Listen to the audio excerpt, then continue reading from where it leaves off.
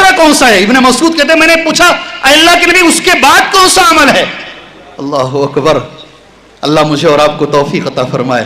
میرے نبی کا جملہ سنو، یہ میرا دوسرا نقطہ ہے جو مجھ سے کہا گیا ہے، بر الوالدین، ماں باپ کے ساتھ حسن سلوک کرنا۔ کیا چیز ہے؟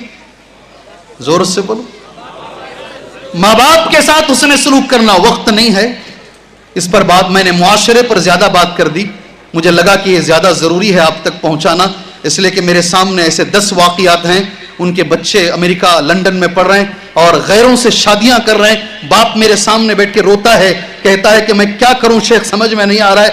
اثر ہے، وہ اثر بتانا میرے لیے ضروری تھا، اس لیے میں نے 15-20 منٹ اس پہ لگا دیا میرے بھائی۔ تیسرا کیا ہے؟ ماں باپ کے ساتھ اچھا سلوک۔ یاد رکھو ماں باپ کی جو نعمت ہے، اکثر یہ نعمت جانے کے بعد اس کا احساس ہوتا ہے۔ جب تک ماں باپ زندہ ہیں نا، اللہ گواہ ہے، جب تک ماں باپ زندہ ہیں ماں باپ کی قدر بڑی کم ہوتی ہے، بڑے کم لوگ ہیں۔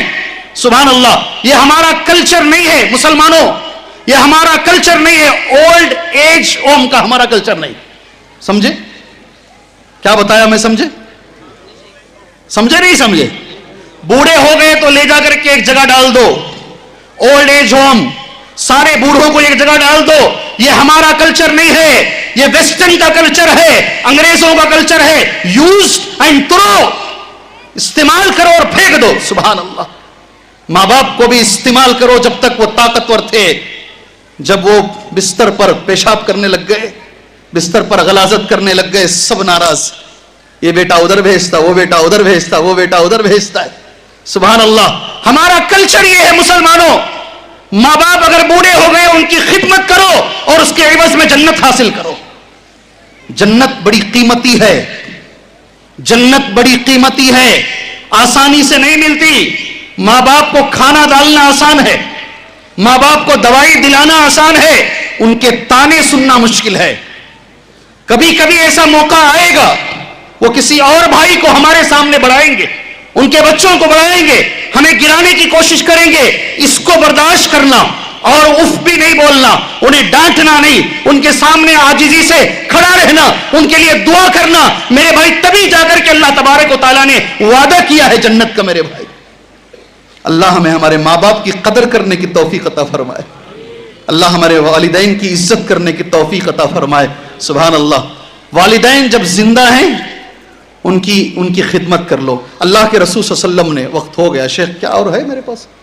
5 منٹ، گھنٹی آئی ہے، 5 منٹ میں اور آپ مل کے چل سکتے ہیں انشاءاللہ تعالی، اس کے بعد دعا کر کر مجھے چلنا ہے۔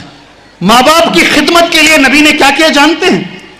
جہاد میں سے نام نکال کر بھیج دیا، چلو جی تمہاری ماں زندہ ہے، جہمہ سلمی کی حدیث ہے، تمہاری ماں زندہ ہے، ہاں میری ماں زندہ ہے، حل لک من ام، کہا جہاد میں سے چلو واپس جا کر ماں کی خدمت کرو۔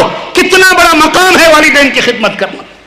اللہ ہمارے والدین کی ہمیں خدمت کرنے کی توفیق عطا فرمائے۔ زیادہ نہیں، ایک حدیث کہوں گا میں والدین کی خدمت کے بارے میں، اس کے بعد نشے پر ایک حدیث کہہ کر اپنی بات انشاءاللہ تعالی میں ختم کر لیتا ہوں۔ جاء رجل، حدیث صحیح حدیث ہے، عمر بن مرہ الجہنی رضی اللہ عنہ راوی حدیث ہے، صحیح ترغیب و ترہیب میں یہ حدیث موجود، ایک ہی حدیث، پورا صفحہ میں نے نوٹ کیا مگر ایک حدیث کہوں گا، یہ میرے دل کے بڑے قریب ہے حدیث یہ۔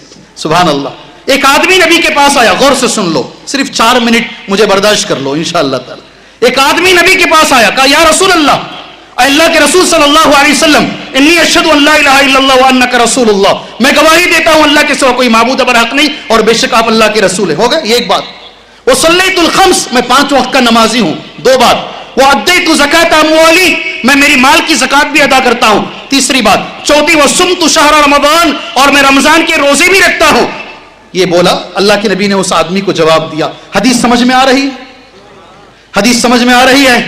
اس آدمی کو نبی نے جب وقال النبی صلی اللہ علیہ وسلم من مات علی ھذا، اگر کوئی بھی ایسا کرتے ہوئے مر گیا، یہ کام کرتے ہوئے مر گیا، اس کا ٹھکانہ کیا ہے؟ مع النبیین والصدیقین والشہداء، وہ مرنے کے بعد انشاءاللہ نبیوں کے ساتھ ہوگا، صدیقین کے ساتھ ہوگا، شہداء کے ساتھ ہوگا یوم القیامہ، روز قیامت۔ مگر ایک شرط ہے، ایک شرط ہے، ما لم یعق والدیہ، جب تک کہ ماں باپ کی نافرمانی نہ ہو۔ اگر ماں باپ کی نافرمانی کرتے ہوئے تم حاجی ہو، تم عمرے پہ عمرے کر رہے ہو، تم نمازی ہو، اگر ماں باپ کی نافرمانی ہے تو یہ ساری چیزیں ویسے فائدہ نہیں پہنچائے گی جیسے فائدہ پہنچانا. سبحان اللہ.